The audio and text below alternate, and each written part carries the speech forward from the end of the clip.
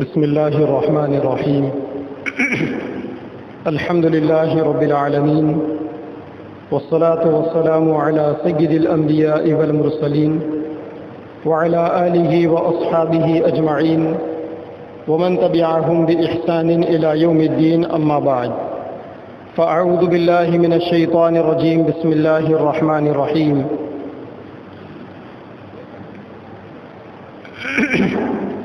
وما أمروا إلا ليعبدوا الله مخلصين له الدين صدق الله العظيم.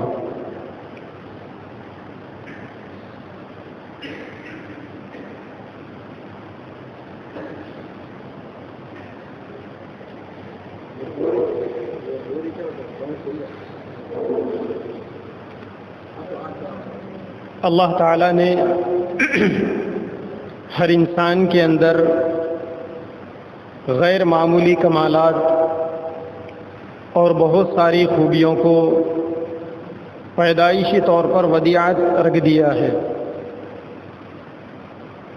دنیا کے اندر جو انسان جس درجے بھی ترقی کرتا ہے اس انسان کے اندر اس سے بھی زیادہ ترقی کرنے کی اللہ تعالیٰ نے طاقت شروع ہی سے رکھ رکھی ہے.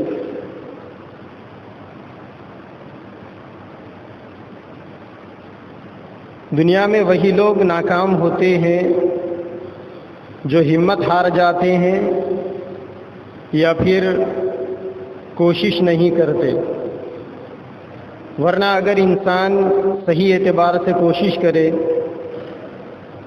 تو پھر دنیا کے اندر انسان کو ضرور کامیابی ملتی ہے، کیونکہ اللہ تعالیٰ نے قرآن مجید کے اندر فرمایا لیس للانسان الا ما سعی، ہر انسان کو وہی کچھ ملتا ہے جس کی وہ کوشش کرتا ہے. اب جو آدمی کامیاب ہونا چاہے گا تو دنیا کی کوئی طاقت اس کو ناکام نہیں کر سکتی، اور اگر کوئی آدمی دنیا کے اندر کامیابی حاصل کرنا نہ چاہے تو پھر دنیا کی کوئی طاقت مل کر اسے کامیابی دلا نہیں سکتی. دنیا میں کامیابی حاصل کرنے کا اور ناکامی کا شکار ہونے کا مدار انسان کے اپنے ہمت سے ہے. جب انسان اللہ تعالیٰ نے اس کے اختیار میں جو چیزیں رکھی ہے اس کو صحیح طور پر استعمال کرتا ہے، اللہ کی دی ہوئی صلاحیتوں کو کام میں لاتا ہے اور اللہ تعالیٰ سے مدد بھی مانگتا ہے تو ضرور انسان کامیاب ہو سکتا ہے. اللہ تعالیٰ نے انسانوں کے اندر فطرت ہی کچھ ایسی بنائی ہے کہ ایک انسان ایک وقت میں نیک کام کر کر جنت کا مستحق بھی ہو سکتا ہے اور برے کام کر کر جہنم کا. اللہ تعالیٰ نے انسان کو مجموعہ ازداد بنایا. جن لوگوں نے نیکی کے اوپر دنیا کے اندر محنتیں کی ہے ان لوگوں کے واقعات سے کتابیں بھری پڑی ہوئی ہے کہ کس طریقے سے انہوں نے نیکی کے اندر ایسی عبادتیں اور ایسے کارنامے انجام دیے کہ بعد والے لوگوں کو وہ کارنامے صرف قصے اور کہانیاں معلوم ہوتے ہیں. دنیا کے میدان کی ترقی کی اگر بات کر لی جائے تو کچھ لوگوں نے دنیاوی میدان کے اوپر وہ ترقیاں کی کہ جس کی نظیر دنیا کے اندر نہیں ملتی. سارے معاملات انسان کی اپنی ایکٹیویٹیز کے اوپر اور انسان کی اپنی دلچسپی کے اوپر ڈیپینڈ کرتے ہیں. ایسا ضرور ہے کہ انسان کم ہمتی کا شکار ہو جائے، بزدلی کا شکار ہو جائے اور ناکام ہو جائے، لیکن جن لوگوں کے اندر ہمت ہوتی ہے، حوصلہ ہوتا ہے، کچھ کرنے کا جذبہ ہوتا ہے، وہ لوگ کبھی ناکام نہیں ہوتے. اسی لیے انسان کو زندگی کے کسی بھی موڑ پر ہمت نہیں ہارنی چاہیے، حوصلے کے ساتھ زندگی گزارنا چاہیے اور کسی ایک ناکامی کو دماغ کے اندر، دل کے اندر اتنی جگہ نہیں دینی چاہیے کہ جس کے نتیجے میں انسان کے بڑھتے قدم رک جائے. اللہ کے نبی صلی اللہ علیہ وسلم نے کاہلی اور سستی سے ہمیشہ پناہ مانگی ہے. آپ صلی اللہ علیہ وسلم کی مشہور دعا ہے اللہم انی اعوذ بک من العجز والکسل، اے اللہ میں عاجزی سے عاجز ہو جانے سے اور کاہلی اور سستی سے آپ کی پناہ مانگتا ہوں، کیونکہ کاہلی اور سستی کے کئی رنگ ہیں، اور یہ ہر رنگ میں انسان کے بڑھتے قدم کو روک دیتی ہے، انسان کو ناکام بنا دیتی ہے۔ اب انسان کی یہ اپنی ذمہ داری ہے کہ انسان اپنے آپ کو کاہلی اور سستی سے بچائے اور دنیا کے اندر خوب سے خوب ترقی کرے۔ اگر انسان کی ترقی دنیاوی لائن کی ہو یا دینی لائن کی ہو، اگر وہ مثبت انداز میں ترقی ہے تو پھر اس ترقی کو نہ اسلام برا بھلا کہتا ہے، نہ دین و شریعت پیارے نبی صلی اللہ علیہ وسلم کی لائی ہوئی تعلیمات اسے برا بھلا کہتی ہے۔ اسلام تو ایسی ترقی کا، ایسی کامیابی کا دل سے اعتراف کرتا ہے۔ اسلام نے کبھی لوگوں کی ترقی کے اندر رکاوٹ کھڑی نہیں کی، اور ترقی کرنے والوں کے اوپر اسلام نے کبھی کوئی لیبل بھی نہیں لگایا۔ اللہ والے تو فرماتے ہیں کہ انسان کا خالی بیٹھ جانا، ایسا خالی بیٹھنا کہ جس کے اندر نہ کوئی دنیا کا کام ہو نہ کوئی دین کا کام ہو، یہ سب سے برا عمل ہے۔ اسی لیے انسان اپنے آپ کو ہمیشہ مصروف رکھنا چاہیے، چاہے دین کے کام میں ہو چاہے دنیا کے کام میں ہو۔ اور اللہ والوں نے یہ بھی فرمایا کہ جو لوگ خالی بیٹھے ہوئے ہوتے ہیں ان کے دل میں اور ان کے دماغ میں الگ الگ وسوسے سے جگہ بنا لیتے ہیں، برے برے خیالات آتے ہیں۔ پھر ایک ایسا بھی موقع آتا ہے کہ انسان سوچتے سوچتے ڈپریشن کا شکار ہو جاتا ہے اور بہت ساری دماغی بیماریوں کا شکار ہو جاتا ہے، کیونکہ اللہ تعالیٰ نے اس دماغ کو چلنے والا بنایا۔ جب انسان سوتا ہے اسی وقت یہ دماغ سوتا ہے، جب تک انسان ہلچل میں ہوتا ہے، جاگا ہوا ہوتا ہے تو یہ دماغ چلتے رہتا ہے۔ تو انسان جاگنے کی حالت میں خالی نہ بیٹھے، اپنے دماغ کو کسی نہ کسی کاموں میں مشغول رکھے۔ اور اللہ تعالیٰ نے اس دماغ کو چاقو کے مانند بنایا، چھری کے مانند۔ چاقو کو جتنا استعمال کیا جاتا ہے وہ اتنا تیز رہتی ہے، اور اگر اسے استعمال کرنا چھوڑ دے تو اسے زنگ لگ جاتا ہے، پھر وہ کام کی نہیں رہتی۔ یہی مثال انسان کے دماغ کی بھی۔ ہمارے پاس گھروں میں عام طور پر لوگ یہ کہتے ہیں کہ بچہ ہمارا کھل ذہن ہے، اس کا دماغ صحیح نہیں۔ دراصل بات ایسی ہے کہ اللہ نے ہر انسان کو عقل مند پیدا کیا، ہر انسان کو اللہ تعالیٰ نے دماغ دے کر پیدا کیا، لیکن بچپن کے اندر ماں باپ اپنے اس چھوٹے بچے کے سامنے کوئی نمونہ نہیں رکھتے اور اس بچے کے دماغ کو استعمال میں لانے والی کوئی حرکتیں نہیں دیتے۔ اب وہ بچہ رہتے رہتے اس کا دماغ کن ذہن ہو جاتا ہے، بعد میں ماں باپ پریشان ہو جاتے ہیں۔ ورنہ دنیا کے اندر جہاں سائنسدانوں کا تذکرہ آتا ہے تو آپ نے ایک بہت مشہور نام سنا ہوگا البرٹ آئنسٹائن کا۔ البرٹ آئنسٹائن کے بارے میں مشہور ہے کہ جب وہ چھوٹا تھا، اسکول کو جاتا تھا، تو اتنا کن ذہن تھا، اتنا بد دماغ تھا کہ اسے یہ بھی نہیں معلوم ہوتا تھا کہ سامنے جو کتاب رکھی ہوئی ہے وہ صحیح سیدھی رکھی ہوئی ہے یا الٹی رکھی ہوئی ہے۔ اسے اتنا تک کا اندازہ نہیں تھا، اتنا کن ذہن تھا وہ۔ اس کے ٹیچر اسے بار بار تانے دیتے تھے کہ تو دنیا میں کیا زندگی جیے گا، تو کیا کرے گا۔ لیکن دنیا نے دیکھا، ایک مرتبہ 11 سال کی عمر میں اس کی ٹیچر کی کچھ بات نے اس کے دماغ پر اثر کیا، اس کے دل پر چوٹ لگی۔ اب اس نے ٹھان لیا کہ مجھے کچھ بننا ہے۔ پھر اس کے بعد وہ ایسا بنا، اتنی محنت کی اس نے کہ آج پوری دنیا میں البرٹ آئنسٹائن کا نام سائنسدانوں کی دنیا میں ایک چھوٹی کا نام مانا جاتا ہے اور بہت اونچائی کے اوپر اس کا نام ہے۔ اور وہ اتنا اونچا ہو گیا ہے، اس کا ٹیچر کہتا تھا کہ ہم جب بچپن میں جس بچے کو تانے دیتے تھے کہ تو زندگی کیسی گزارے گا، کیا بنے گا، یہ بچہ اتنا قابل ہو گیا ہے کہ آج دنیا کے سامنے ہم کو فخر محسوس ہوتا ہے کہ ہم یہ کہتے ہیں کہ ہم اس کے استاد ہیں، ہم اس کے ٹیچر ہیں۔ جب ہم یہ کہتے ہیں کہ ہم اس کے استاد ہیں تو لوگوں کی جانب سے ہمیں بھی عزت ملتی ہے۔ تو اللہ تعالیٰ نے انسانوں کو جو دماغ دیا ہے، جو صلاحیتیں دی ہے، انسان جب اس کو استعمال نہیں کرتا تو پھر انسان ناکارہ ہو جاتا ہے، دماغ سے بھی ناکارہ ہو جاتا ہے اور اعضاء سے بھی ناکارہ ہو جاتا ہے۔ اسی لیے انسان کو ہمیشہ اپنے آپ کو ایکٹیو رکھنا چاہیے۔ اب اگر کوئی آدمی یہ محسوس کرنا چاہے کہ صاحب میں ایکٹیو ہوں یا نہیں ہوں، اگر کوئی آدمی اس بات کو جاننا چاہے تو کیا کرے؟ کیسے معلوم ہو کہ میں ایکٹیو ہوں یا نہیں ہوں؟ بعض دفعہ انسان کو اپنی چیزیں اچھی نظر آتی ہے، اچھی سمجھ میں آتی ہے، دوسروں کے سامنے اگر ان چیزوں کو شیئر کیا جاتا ہے، بتایا جاتا ہے، تو پھر اپنی غلطیاں سمجھ میں آتی ہیں۔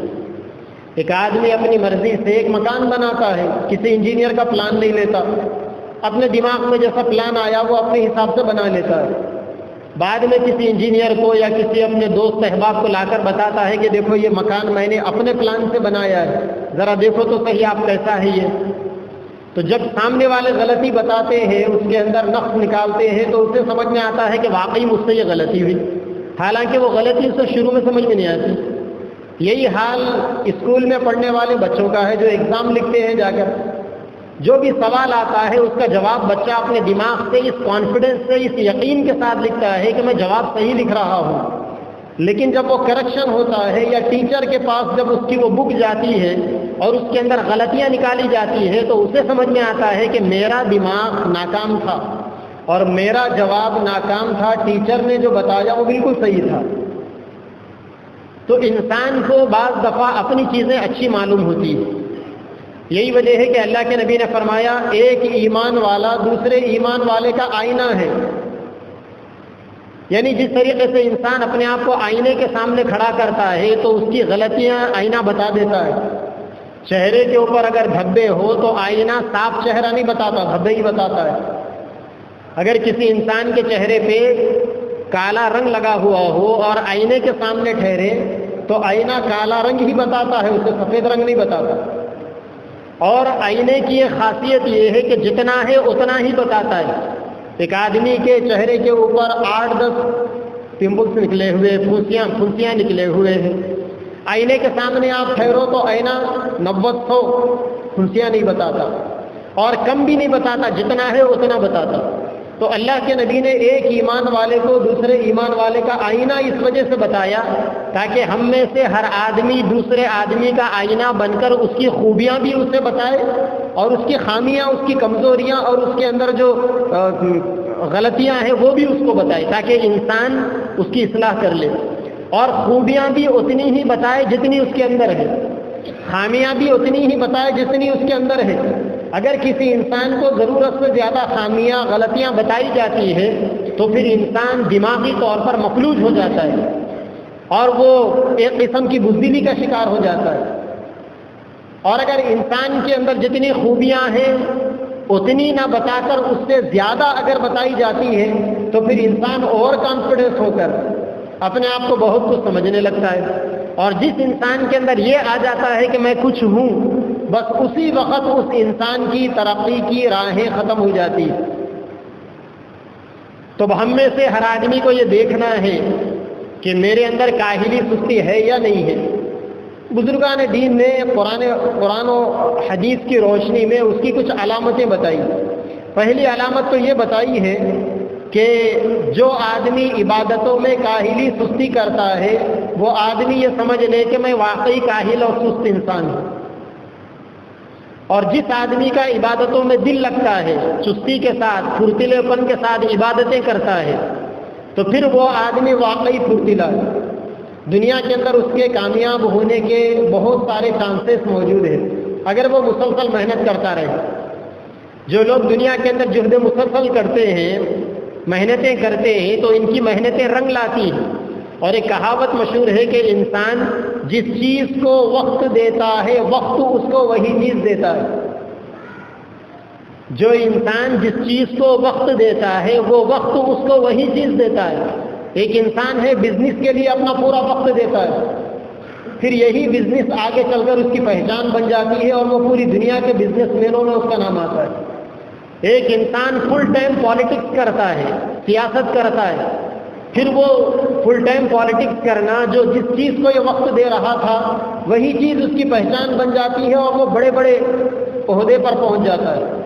ایک انسان ہے جو فل ٹائم ایجوکیشن کو وقت دیتا ہے، تعلیم کو وقت دیتا ہے، ایک وقت ایسا بھی آتا ہے کہ پھر یہ تعلیم اس انسان کی پہچان بن جاتی ہے، یہ ڈگری انسان کی پہچان بن جاتی ہے۔ ایک انسان ہے کسی کاریگری میں یا کسی فن میں وہ صبح سے شام تک منہمک رہتا ہے، پھر ایک ایسا وقت آتا ہے کہ وہ فن اس کی پہچان بن جاتی ہے۔ ایک بہرام گور نام کا شکاری گزرا ہے تاریخ کے اندر، اس کے بارے میں مشہور تھا کہ وہ آنکھ بند کر کر اور شکار کو دیکھے بغیر شکار کرتا تھا، اور 100 نہیں بلکہ 1000% آپ کہہ سکتے ہو کہ اس کا شکار سکسیس جاتا تھا۔ اس کی زندگی میں کوئی ایک شکار بھی فیل نہیں ہوا۔ آنکھ بند کرتا تھا اور اندازے پہ بس اسے محسوس ہوا کہ اس طرف سے پرندے کی آواز آ رہی ہے، تیر چلاتا تھا اور اس کو گرا دیتا تھا۔ اسے محسوس ہوتا کہ فلاں جگہ سے نیل گائے آ رہی ہے، جھاڑیوں کی تھوڑی سی حرکت کو محسوس کیا، تیر چلایا، بس اسے وہاں ڈھیر کر دیا۔ بہرام گور اس کا آل ٹائم مشغلہ ہی یہی تھا، پریکٹس کرنا، پریکٹس کرنا، پریکٹس کرنا۔ تو جو انسان جس چیز کو جتنا وقت دیتا ہے، جتنی پریکٹس کرتا ہے، وہ چیز آگے چل کر اس کی پہچان بن جاتی ہے۔ مصیبت کہاں ہوتی ہے؟ مصیبت وہاں ہوتی ہے جہاں انسان تھک ہار کر بیٹھ جاتا ہے، ہمت ہار کر، وہاں انسان بس اس کی ناکامی کی شروعات ہو جاتی ہے۔ تو اب ہم کو یہ دیکھنا ہے کہ ہمارا دل اور ہمارا جسم عبادتوں میں تھکتا ہے یا نہیں تھکتا، اور عبادتیں کرنے میں ہمیں دلچسپی ہے یا نہیں ہے۔ اگر عبادتیں کرنے میں دلچسپی ہے تو سمجھ لو کہ آپ سکسیس ہیں، اور اللہ تعالیٰ نے آپ کو جو نعمتیں دی ہے، آپ کو اگر اس کو صحیح استعمال کرو گے تو آپ بھی دنیا کے اندر ایک دن بڑے آدمی بنو گے، کیونکہ ہر انسان کے ارمان ہوتے ہیں کہ میں بڑا بنوں گا، لیکن یہ بھی اللہ تعالیٰ کا قانون ہے کہ خواب دیکھنے سے انسان بڑا نہیں بنتا۔ خواب ایک رات میں دیکھا جاتا ہے، اور اس خواب کے خانوں میں رنگ بھرنے کے لیے انسان کو پوری زندگی لگانی پڑتی ہے۔ اس کے باوجود بھی بہت سارے لوگ ناکام ہو جاتے ہیں اور کچھ کامیاب بھی ہو جاتے ہیں، لیکن اللہ تعالیٰ کا تو قانون یہ طے ہے کہ جو آدمی جو محنت کرتا ہے اس کی محنت رائے نہیں جاتی ہے، ضائع نہیں جاتی، ضرور ایک نہ ایک دن انسان کی محنتیں رنگ لاتی ہیں۔ تو انسان کا عبادتوں کے اندر دلچسپی کا نہ ہونا، یہ انسان کے کاہل اور سست ہونے کی علامتیں۔ دوسری علامتیں انسان کے دل کا سخت ہو جانا بھی۔ اگر انسان کے دل کے اوپر نصیحت کی باتیں اثر نہیں کر رہی ہے، دین کی باتیں اثر نہیں کر رہی ہے، اچھی باتیں انسان کے دل و دماغ کے اوپر اثر نہیں کر رہی ہے، اگر کوئی سمجھائے تو انسان ان باتوں سے سمجھتا نہیں اور اپنی غلطیوں کو سدھارتا نہیں، تو سمجھ لینا چاہیے کہ پھر ایسا انسان بھی محنت نہیں کر سکتا۔ کیونکہ آپ نے دیکھا ہوگا، ہم جس کلچر میں رہتے ہیں، جس علاقے میں رہتے ہیں، ہمارے اطراف میں ہر طرف ایگریکلچر لینڈز ہیں، زرعی اراضیات ہیں، کھیتی باڑیاں ہوتی ہے ہمارے اطراف میں۔ ہم دیکھتے ہیں کہ کسان ان زمینوں کے اوپر محنت کرتا ہے، اس کے اندر پانی چھوڑتے ہیں، اس کے اندر ہل چلاتے ہیں، اس کے اندر پہلے زمانے میں ناگرا جاتا تھا، اور آج کے زمانے کے اندر اس میں ٹریکٹر لگایا جاتا ہے، ٹریکٹر لگا کر اس کو ناگرا جاتا ہے۔ پتہ نہیں کیا کیا محنتیں کسان اس کے اوپر محنت کرتا ہے، اور ساری محنتوں کے بعد جب اس کے اندر کسان دانہ ڈالتا ہے تو پھر وہ دانہ اپنے ساتھ میں اناج کو لے کر آتا ہے، اور پھر وہ کسان کے لیے بھی فائدے کا ذریعہ بنتا ہے، اس کے منافع کا سبب بنتا ہے۔ اگر وہ منافع کا سبب نہیں بنتا تو کون دنیا کے اندر ایسا کسان ہے جو خواہ کے ایک زمین کے اوپر اپنی محنت کو ضائع کرے؟ لیکن جو لوگ کسان ہوتے ہیں وہ زمین کے نفسیات کو بھی سمجھتے ہیں۔ زمین کی نفسیات کا مطلب کسان کو معلوم ہوتا ہے کہ کون سی زمین کے اندر پیداوار ہوگی اور کون سی فصل اچھی اگے گی۔ یہی وجہ ہے کہ آپ دیکھیں بعض علاقے بعض پیداوار میں مشہور ہے، کسی علاقے کا آم مشہور ہے، کسی علاقے کا سنترا مشہور ہے، کسی علاقے کی ہلدی مشہور ہے، کسی علاقے کا ٹماٹر مشہور ہے۔ اب ان علاقے کے اندر اگر آپ جائیں گے تو سارے کسان ایک ہی فصل کرتے ہیں وہاں پر۔ آپ یہ ہرگز نہیں دیکھیں گے کہ اس علاقے کے اندر ٹماٹر کی پیداوار زیادہ ہے اور وہاں کا کسان وہاں کوئی دوسری فصل لگا رہا ہے، ایسا نہیں، کیونکہ اسے معلوم ہے کہ یہاں کی سرزمین، یہاں کی آب و ہوا، یہاں کا موسم، یہاں کا ماحول اسی چیز کے لیے پرفیکٹ ہے، لہذا اگر میں یہی چیز کو یہاں پر ڈالوں گا تو مجھے فائدہ ملے گا ورنہ نہیں ملے گا۔ تو کسان کو یہ بھی معلوم ہوتا ہے کہ کون سی زمین پر محنت کرنے سے فائدہ ہوگا اور کون سی زمین پر نہیں ہوگا۔ جس زمین پر محنت کرنے سے فصل نہیں ہوتی، کسان اس زمین کو بنجر زمین کہتا ہے اور اسے ہاتھ بھی نہیں لگاتا کسان۔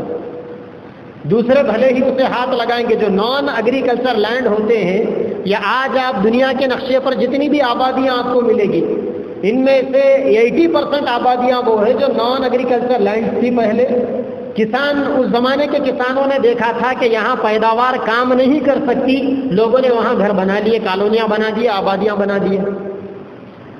یہی وجہ ہے کہ جو ٹیچر ہوتا ہے، ٹیچر کو معمار قوم کہا جاتا ہے، وہ ایک سوسائٹی کو بلڈ کرتا ہے کہ ٹیچر، اسے معلوم ہوتا ہے کہ کون سے بچے کی، کون سے اسٹوڈنٹس کی صلاحیتیں کیسی ہیں، پھر ٹیچر اس کی صلاحیتوں کو ویسا بناتا ہے۔ اس وقت دنیا کے اندر جتنے ترقی یافتہ ممالک ہیں، ان ممالک کے ترقی یافتہ ہونے کی بنیاد کیا ہے؟ وہ بھی کسی زمانے کے اندر غریب تھے۔ اس کی وجہ یہ ہے کہ آج آپ امریکہ میں، یورپ میں چلے جائیے، وہاں نرسری پڑھانے کا بھی جو ٹیچر ہوگا وہ اپنے وقت کا PhD پاس ہوگا۔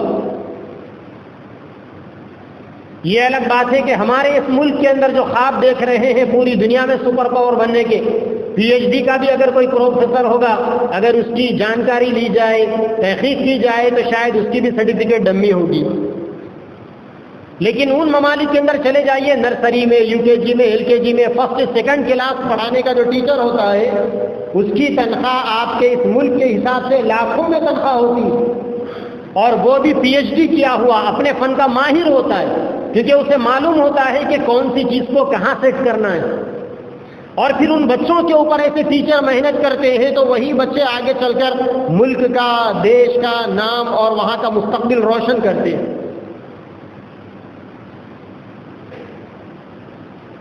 تو یہ چیز دیکھنے کی ہے کہ اگر انسان کا دل نصیحت کو قبول کر رہا ہے تو پھر وہ تو کامیاب ہونے والا ہے، اور اگر کسی انسان کا دل نصیحت کو قبول نہیں کرتا تو پھر سمجھ لو کہ یہ بنجر زمین ہے، یہ پیداوار کے قابل نہیں۔ اب ایسے انسان سے کوئی خوبیاں دنیا والے نہیں دیکھ سکتے۔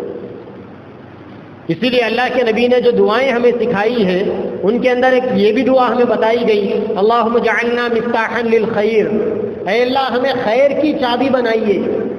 یعنی جس طریقے سے چابی سے تالے کھلتے ہیں، اور اگر ماسٹر کی ہو تو ہر تالا کھل جاتا ہے، اللہ سے یہ دعا کرنا ہے کہ اے اللہ ہمیں خیر کی ماسٹر کی بنائیے، تاکہ ہر خیر کا کام، ہر نیک کام، ہر اچھا کام ہمارے ذریعے سے وجود میں آئے۔ اللہم جعلنا مفتاحا للخیر ومغلاقا للشر، اور اے اللہ ہمیں شر کا تالا بنائیے۔ تالا چیزوں کو کیا کر دیتا ہے؟ بند کر دیتا ہے۔ اب شر کا تالے کا بننے کا مطلب انسان کے اندر ایسا کمال ہو جائے کہ ہر شر کی چیز کو، ہر برائی کی چیز کو، ہر فتنے کی چیز کو انسان ختم کر دے۔ اور اس چیز کا تعلق انسان کے اپنے دماغ سے ہے، انسان کی اپنی تعلیم سے ہے، انسان کی اپنی تربیت سے ہے، اور سب سے بڑھ کر انسان کی اپنی فطرت سے۔ آپ دیکھیں گے کہ بعض لوگوں کا کام جلے ہوئے پہ پانی ڈالنا ہوتا ہے، اور بعض لوگوں کا کام جلے ہوئے پہ تیل ڈالنے کا ہوتا ہے۔ اب یہ جس کا کام جلے ہوئے پہ پانی ڈالنا ہے وہ خیر کی چابی ہے وہ، اور جس آدمی کی عادت جلے ہوئے پر تیل ڈالنے کی ہے یا آگ لگانے کی ہے، اب اس کی فطرت ہی آگ لگانے کی ہے، وہ شر ہے، شر کی فطرت پر پلا بڑا ہے۔ اب اس کے بارے میں شاعر کہتا ہے، نہ خنجر اٹھیں گے نہ تلوار ان سے، یہ بازو میرے آزمائے ہوئے، نہ بن ہاتھوں سے خنجر اٹھا سکے گا نہ تلوار اٹھا سکے گا، نہ اپنا ڈیفنس کر سکے گا نہ اپنی سوسائٹی کا ڈیفنس کر سکے گا۔ اب یہ بازو ایسے آزمائے ہوئے ہیں کہ ان کے اندر ہمت ہی نہیں۔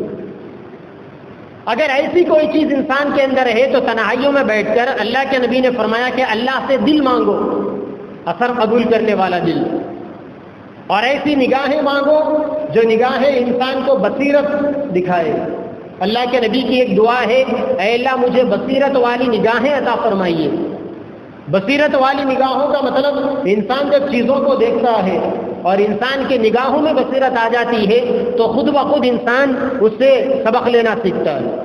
اور ایک بیماری یہ بھی ہے کہ جس انسان کو گناہ کرنے میں مزہ آتا ہے، جن لوگوں کو گناہ کرنے میں مزہ آتا ہے نا، سمجھ لو کہ یہ انسان پھر دنیا میں کبھی ترقی نہیں کر سکتا۔ جب تک کہ یہ سچے دل سے توبہ نہ کر لے اور اپنی اس عادت سے اللہ کے سامنے رجوع نہ کرے، اور اپنی عادت کو ایسی نہ بنا لے کہ جس کے نتیجے میں گناہ کرنے کے بعد انسان کو بے چینی ہو اور نیکیاں کرنے کے بعد انسان کو خوشی ہو، جب تک آدمی ایسا نہ بنے اس وقت تک آدمی دنیا میں ترقی نہیں کر سکتا۔ یہی وجہ ہے کہ آپ دیکھیں گے دنیاوی اعتبار سے بھی جن لوگوں نے دنیا میں ترقی کی ہے، بہت ساری بری عادتوں سے وہ اپنے آپ کو بچا کر رکھتے ہیں۔ نام تو بہت سارے سامنے ہے، ایک نام جو زمانے میں بدنام ہو گیا، ہٹلر کا نام آپ نے سنا ہوگا، جرمن نازی ایڈولف ہٹلر۔ جب وہ آگے بڑھا تو بڑھتا ہی گیا، اس کے بڑھتے قدم کو روکنے کے لیے پھر دنیا کے اندر کئی ممالک کا ایک اتحاد بنانا پڑا۔ اس کے بارے میں مشہور ہے کہ جب اس نے جرمنی سے باہر نکل کر یورپ کے اندر اپنی فتوحات کا سلسلہ قائم کیا تو 17 ممالک کو اس نے 3 مہینے کے اندر فتح کر لیا، اور ایک قہر بن کر دشمنوں کے اوپر برستا تھا ہٹلر۔ اس کے بارے میں مشہور ہے کہ اس نے ساری زندگی میں کبھی نشہ نہیں کیا، نہ گانجے کا استعمال کیا، نہ افیون کا استعمال کیا، نہ شراب کا استعمال کیا، نہ تمباکو کا استعمال کیا۔ ساری زندگی اس نے کبھی نشہ نہیں کیا۔ اس زمانے کے اندر یہ کرکٹ نیا نیا کھیل آیا تھا، اس کے کسی وزیر نے ان کو ایڈوائز دیا کہ صاحب یہ نیا نیا اسپورٹس کھیل ہے، اچھا ہے، اگر آپ اجازت دیں تو ہم اس کو اپنے ملک کے اندر بھی لانچ کریں گے۔ اس نے کہا کہ میں ذرا اس کھیل کو دیکھنا چاہتا ہوں۔ ایک اسٹیڈیم کے اندر وہ آیا، بیٹھا، دیکھا کہ 3 گھنٹے تک ادھر 11 ادھر 11 فیلڈر کھیل رہے ہیں، اور اتفاق سے اس نے جو کھیل دیکھا تھا وہ میچ ڈرا ہو گیا تھا، یعنی نہ یہ ٹیم کامیاب ہوئی نہ وہ ٹیم کامیاب ہوئی۔ تو ہٹلر نے کہا کہ میں ایسے کھیل کی اپنے ملک کے اندر کبھی اجازت نہیں دے سکتا جو اپنے زندگی کے قیمتی 3 گھنٹے برباد کرنے کے بعد بغیر نتیجے کے ہٹ ہو جائے، اس کا کوئی رزلٹ نہ نکلے۔ تو اس کے اندر تو خوبیاں تھی، وہ وقت کو ویسٹ نہیں کرتا تھا، برباد نہیں کرتا تھا۔ وہ یہ کہتا تھا کہ اگر آپ نے اپنی زندگی کے 3 گھنٹے کسی چیز کے اوپر لگائے ہیں تو اس کا رزلٹ آنا چاہیے، آپ کو کامیابی ملنی چاہیے۔ بھلے ہی عقل مند تھا، وہ بھی یہ سمجھتا تھا کہ 3 گھنٹے کے اندر کسی بڑے کھیل کے اندر کامیاب ہونا یہ ہر ایک کے لیے پاسبل نہیں ہوتا، ممکن نہیں ہوتا۔ لیکن اس زمانے کا کرکٹ کیا تھا؟ آج کے زمانے کا کرکٹ تو بہت سدا بہار ہے۔ ہم جب چھوٹے تھے، جب ہم کو بھی کرکٹ کا شوق تھا، آج سے 15-20 سال پہلے کی بات ہے، تو اس زمانے میں ہم نے دیکھا تھا کہ کرکٹر کو اس زمانے میں ایک میچ کھیلنے کے 1.25 لاکھ روپے فیس ملتی تھی، اور ایک ٹیسٹ میچ کھیلنے کے جو 5 دن کا ہوتا ہے 3.5 لاکھ روپے دیے جاتے ہیں۔ اور اگر وہ کرکٹر کہیں کسی فنکشن میں جائے تو کرکٹ بورڈ کی طرف سے ان کے ذاتی خرچے کے لیے، ان کے جیب کے خرچے کے لیے، چائے پانی کے لیے 10,000 روپے جب دیے جاتے تھے 15-20 سال پہلے۔ پتہ نہیں اب تو اور بڑھ گیا ہوگا۔ یہی وجہ ہے کہ آج آپ دیکھ لو کہ جو لوگ کرکٹ کھیلنے والے ہیں، جو اسپورٹس مین ہیں، وہ بلینوں کے مالک ہیں، آج بلینار ہے، وہ ملینار ہے۔ تو آج کا اسپورٹ جتنا ڈیولپ ہے، ہٹلر کے زمانے کا اتنا ڈیولپ نہیں تھا، لیکن اس کے باوجود بھی اس کا یہ خیال تھا، اور اس نے دنیا والوں کو یہ بتایا کہ دیکھو دنیا کے اندر ترقی کرنے کے لیے اپنے وقت کو، اپنے پیسے کو اور اپنی زندگی کے قیمتی لمحات کو ایسے برباد نہیں کیا جاتا۔ اسی طریقے سے دنیا کے اندر وہ قوم یا وہ آدمی کبھی ترقی نہیں کر سکتا جس کے اندر اپنی ذمہ داری کے پورے کرنے کا احساس نہ ہو۔ انسان کو اپنی ذمہ داری کے پورے کرنے کا احساس ہونا چاہیے۔ آج آپ دیکھ رہے ہیں دنیا کے نقشے کے اندر کہ ہر آدمی کو بڑا بننے کا شوق ہے، کوئی چھوٹا بننے کے لیے راضی نہیں۔ حالانکہ یہ بھی اللہ تبارک و تعالیٰ کا قانون ہے۔ اللہ والوں نے فرمایا کہ جو انسان اپنے چھوٹے بننے پر راضی ہو جاتا ہے، اللہ اسے ایک دن بڑا بناتے ہیں۔ یہ اللہ کا قانون ہے، یہ اللہ کی سنت ہے کہ جو انسان دنیا کے اندر چھوٹا بننے پر راضی ہو گیا، اللہ اسے بڑا بنائیں گے ایک دن۔ اور یہی مطلب ہے اس حدیث پاک کا جس میں اللہ کے نبی نے فرمایا من تکبر وضعہ اللہ، جو آدمی تکبر کرتا ہے، بڑا پن جتاتا ہے، اللہ تعالیٰ اس کو نگلیکٹ کرتے ہیں، اللہ تعالیٰ اس کو ٹھکانے لگا دیتے ہیں، بازو میں لگا دیتے ہیں۔ اور اللہ کے نبی کی وہیں پر ایک اور حدیث ہے ومن تواضع للہ رفعہ اللہ، اور جو آدمی تواضع اختیار کرتا ہے تو اللہ تعالیٰ اس آدمی کو بلندی عطا فرماتے ہیں۔ تواضع اختیار کرنے پر انسان کو اللہ تعالیٰ بلندی عطا فرماتے ہیں۔ یہی وجہ ہے کہ نماز میں ہم رکوع کرتے ہیں۔ رکوع کا مطلب رکوع کا مطلب اے اللہ میں نے اپنے آپ کو آپ کے سامنے سرنڈر کر دیا. سجدے میں جاتا ہے انسان. سجدے کا مطلب اللہ کے نبی نے فرمایا الساجد بین قدم الرحمن، سجدہ کرنے والا اللہ تعالیٰ کے قدموں میں گرا ہوا ہے. انسان دنیا میں کسی کے قدموں میں کب گراتا ہے اپنے آپ کو؟ جب اپنے آپ کو ٹوٹلی اس کے سامنے سرنڈر کرتا ہے، فنا کرتا ہے، تب گراتا ہے. ایک ایمان والا سجدے کی حالت میں اللہ تعالیٰ کے قدموں میں اپنے آپ کو گرا کر یہ کہتا ہے کہ اے اللہ بس میں کچھ نہیں ہوں، جو بھی کچھ ہے بس سب آپ. اسی لیے سجدے میں جو تسبیح پڑھی جاتی ہے نا، سبحان ربی الاعلی، میرا وہ رب جو سب سے اونچا ہے وہ پاک ہے. اب عربی زبان کے اندر کسی کے مرتبے کو بڑھانے کے لیے اعلیٰ سے بڑھ کر کوئی لفظ نہیں ہے عربی زبان میں، اور اگر ہوتا تو میرے نبی وہاں اس لفظ کا بھی استعمال کرتے. اسی لیے اللہ نے سورہ اعلیٰ میں قرآن مجید میں سبح اسم ربک الاعلی الذی خلق فسوی والذی قدر فہدی وہاں فرمایا. اللہ تعالیٰ کی تسبیح جو بیان کی جاتی ہے، اللہ کی پاکی، رکوع کے اندر انسان کہتا ہے سبحان ربی العظیم، میری بڑائیوں والا رب پاک ہے. اب وہ بڑائیاں کتنی بڑی ہے، اب انسان پورا جھکا نہیں، اپنے آپ کو اللہ کے سامنے پورا فنا نہیں کیا، بس اعلی عظیم کہہ رہا ہے. لیکن سجدے میں جب انسان اپنے آپ کو پورا فنا کر دیتا ہے اور یہ میسج دیتا ہے اللہ کے سامنے، میسج کیا بلکہ پریکٹیکلی عملی طور پر بتاتا ہے میں کچھ نہیں ہوں، جو بھی کچھ ہے آپ ہی آپ ہے، میں سب سے زیادہ گھٹیا اور آپ سب سے زیادہ اعلیٰ. تو پھر کہتا ہے سبحان ربی الاعلیٰ، میرا وہ رب بلند و بالا ہے، وہ رب جو سب سے زیادہ بلند و بالا ہے وہ پاک ہے. اسی لیے اللہ کے نبی نے فرمایا کہ بندہ جب سجدے کی حالت میں ہوتا ہے تو اللہ کے سب سے زیادہ قریب ہوتا ہے. اب سجدے سے اٹھ کر کوئی بندہ اتنا زیادہ اللہ کے قریب پھر نہیں جا سکتا، اور اگر اللہ کے قریب جانا ہے تو پھر سجدے میں جاؤ. یہی وجہ ہے کہ بعض اللہ والوں کا تجربہ ہے، جو دعائیں سجدے کے حالت میں مانگی جاتی ہے وہ جلدی قبول ہو جاتی ہے، کیونکہ انسان اپنے آپ کو ٹوٹلی فنا کر اللہ کے سامنے اپنے آپ کو مٹا کر اللہ کی بڑائی کا اعتراف کرتے ہوئے مانگا ہے. اور اللہ تعالیٰ چاہتے بھی انسان سے یہی ہے کہ میرا بندہ اپنے آپ کو میرے سامنے فنا کر دے. جب یہ فنا کرتا ہے تو پھر اس کے بعد میں اس کو دیتا ہوں. انسان حج میں اپنے آپ کو فنا کرتا ہے، مرضی کے کپڑے نہیں پہنتا، مرضی سے سر میں تیل نہیں لگا سکتا، کنگھی نہیں کر سکتا، دیوانوں کے مانند بکھرے ہوئے بال ہیں، خوشبو نہیں لگا سکتا، صابن کا استعمال نہیں کر سکتا، عطر کا استعمال نہیں کر سکتا، سب کچھ فنا کر دیتا ہے. اب اللہ تعالیٰ اس کو کیسے بنا دیتے ہیں؟ 90 سال 100 سال تک پاپی زندگی گزار کر بھی اگر حج کیا تھا، اللہ پورے پاپوں پر پانی پھیر دیتے ہیں. اور اللہ کے نبی یوں فرماتے ہیں کہ حاجی جب حج کر آئے تو اس سے دعا کراؤ، کیونکہ اللہ اس کی دعاؤں کو قبول کرتا ہے. اگر پھر وہ اپنے آپ کو گناہوں میں ملوث کرتا ہے تو پھر اس کی بھی دعا رک جاتی ہے، قبول نہیں ہوتی. تو دنیا کا دستور ہے کہ اپنے آپ کو مٹاؤ.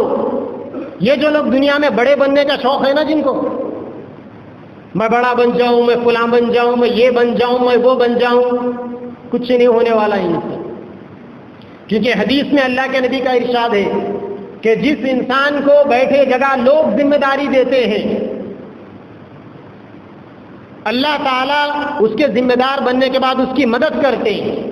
اور جو آدمی اپنے آپ کو پروموٹ کرتا ہے، اپنے آپ کو پیش کرتا ہے، میں بڑا بنوں گا، میں قوم کا رکھوالا رکھوالا بنوں گا، میں فلاں کروں گا، اللہ کے نبی نے فرمایا پھر اللہ تعالیٰ اس کے عہدے کو، اس کی پوسٹ کو اس کے حوالے کرتے ہیں. یہی وجہ ہے کہ آپ پوری دنیا کے اندر دیکھیے کہ جو لوگ اپنے آپ کو بڑا بنا کر 30 مارخاں اپنے آپ کو جتا کر آگے آتے ہیں، اللہ تعالیٰ ان کی قلی کھول دیتے ہیں، اللہ تعالیٰ ان کی پول کھول دیتے ہیں. اگر یقین نہیں آتا تو دیکھ لو کیا کیا دعوے کر آئے تھے اور آج کیا ہو گیا. تھوڑا باہر نکل کے دیکھو، مسجد سے باہر اپنے دیش میں ہی دیکھ لو کتنی بلندیوں پر جا رہے تھے اور آج کہاں ہیں.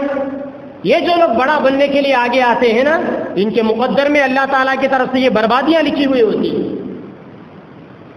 ابھی حیدرآباد کے اوپر قیامت طاری ہے. 117 سال کے بعد جو سیلاب آیا ہوا ہے حیدرآباد میں، آج جب میں آپ کے سامنے اسپیچ ڈیلیور کر رہا ہوں، میں آپ کے سامنے جب اپنی بات رکھ رہا ہوں، آج بھی حیدرآباد کی ایسی بہت ساری کالونیاں ہیں جہاں 12-12 فٹ تک پانی کے اندر گھر ڈوبے ہوئے ہیں، اور ایسی بہت ساری کالونیاں ہیں جہاں 6-6, 8-8 فٹ گھروں کے اندر پانی ہے. لوگ کرنٹ نہیں ہے وہاں پر، چولہا جلانے کے لیے ان کے پاس موقع نہیں ہے، کوئی چیز بنا کر کھانے کے لیے نہیں. آج 1.5 سے 2 لاکھ لوگ پانی کے اندر محصور ہیں. کیا یہ وہ حیدرآباد نہیں ہے جہاں ہمارا سی ایم 2014 میں جب جیتا تھا اس نے دعویٰ کیا تھا کہ میں اولڈ سٹی کو استنبول سٹی بناؤں گا؟ کہاں ہے تیرا استنبول سٹی؟ کیا یہی ہے تیرا استنبول سٹی جو آج 3 دن سے پانی کے اندر ہے؟ اور ابھی 1 مہینہ پہلے ان کے قابل بیٹے نے اعلان کیا تھا کہ حیدرآباد کو ہائی فائی سٹی بنائیں گے. یہی تمہارا ہائی فائی سٹی ہے؟ یہی وہ حیدرآباد ہے جہاں سے ہماری گورنمنٹ کو ہر سال 50 سے 55 ہزار کروڑ روپے ٹیکس وصول ہوتا ہے؟ اور اولڈ سٹی کا جو ڈرینیج لائن سسٹم ہے، انڈر گراؤنڈ پانی جانے کا سسٹم، آپ حیرت کریں گے، آزادی سے پہلے 1948 سے پہلے نظام نے جو سسٹم بنایا تھا آج بھی بدقسمتی سے وہی سسٹم. آزادی کے 70-75 سال گزر گئے، اتنی حکومتیں آئی دعویٰ کر کر کے ہم یہ کریں گے وہ کریں گے، کچھ نہیں کیا ان نادانوں نے، اور آج لوگوں کو رحم و کرم کی بھیک مانگتے ہوئے چھوڑ دیا. 2 مہینے کے بعد الیکشن ہوگا گریٹر حیدرآباد کا، تو آئیں گے یہ بھیکاری بھیک مانگنے کے لیے. اور آج ان کو افسوس ہے، ارے یہ تو 7 اسٹار اپنے روموں کے اندر ایئر کنڈیشن روموں میں بند ہے، یہ انہیں کیا احساس؟ ہفتوں سے اور کئی دنوں سے کئی گھنٹوں سے پانی کے اندر بھیگ کر زندگی گزارنے والوں کا. ایک گھر کے 8 لوگ پانی میں بہہ کر چلے گئے. ماں بچے کو دودھ پلا رہی ہے، بازو کا پہاڑ چٹان کھسکی گھر کے اوپر گرا. جب 3 دن کے بعد ملبہ نکالا گیا تو ماں کے چھاتی کے ساتھ وہ معصوم بچہ چمٹا ہوا ہے. اللہ اکبر! انسانیت ماتم منا رہی ہے دیکھ کر. وہ کون انسان ہوگا جو ایسے روح کو دل کو دہلا دینے والے مناظر دیکھنے کے بعد اس کے آنکھوں سے آنسو جاری نہ ہو؟ اس بچے کو میں نے گھر کے اندر دکھایا، 4.5 سال کا بچہ، یہ بھی رونے لگا. اور آج یہ بے شرم حکمران، بڑے بڑے وعدے کر کے ووٹ مانگنے والے، میں پوچھتا ہوں میری گورنمنٹ سے، 6 سال کے اندر 3 لاکھ کروڑ سے زیادہ تم نے حیدرآباد سے ٹیکس وصول کیا، اور آج حیدرآباد کا اولڈ سٹی کا جو ڈرینیج لائن سسٹم ہے اس کے ڈیولپ کرنے کے لیے صرف 12,000 کروڑ چاہیے. تم نے 6 سال میں 3 لاکھ کروڑ سے زیادہ کا سرمایہ وصول کیا. اگر صرف 3 سال اس کا 1% تم یوز کرتے تو آج ہمارا حیدرآباد پانی میں نہ ڈوبتا.